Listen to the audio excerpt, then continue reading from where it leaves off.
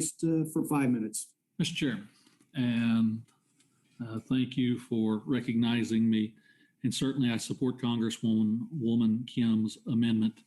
I promised early on that I'd stay focused in my comments, so I will. We won't engage in an economic discussion about how, as an institution, we've taken the national debt from 20 trillion to 29 trillion. We won't discuss all the extra trillions in this bill. Simply, we'll say our economic rebound from COVID-19 pandemic faces serious challenges.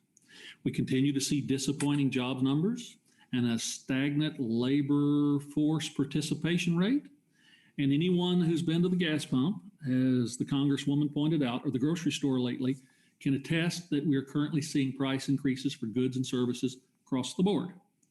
Now, with a consumer price index growth of 5.4% in July, year over year, we cannot ignore inflation and just hope it goes away.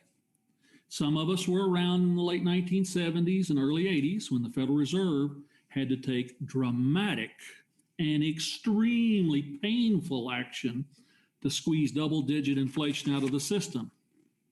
Millions of Americans lost their jobs and struggled to put food on the table. We should not go down that road again. Starting early in 2020, Congress spent about $5.4 trillion responding directly to the pandemic. That's a lot of money. That's a lot of money. Unfortunately, now my Democrat friends want to raise taxes and pass the largest spending bill in history, the tune of $3.5 trillion, on a wish list of policies entirely unrelated to our economic recovery.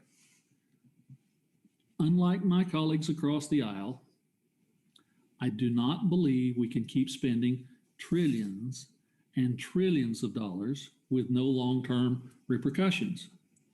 My colleague's amendment would allow the NSF to conduct a study on the impact of inflation on the American people as the U.S. economy rebounds from COVID-19 pandemic, and with a national debt that's now north of 28.7, getting close to $29 trillion, and inflationary risks on the rise.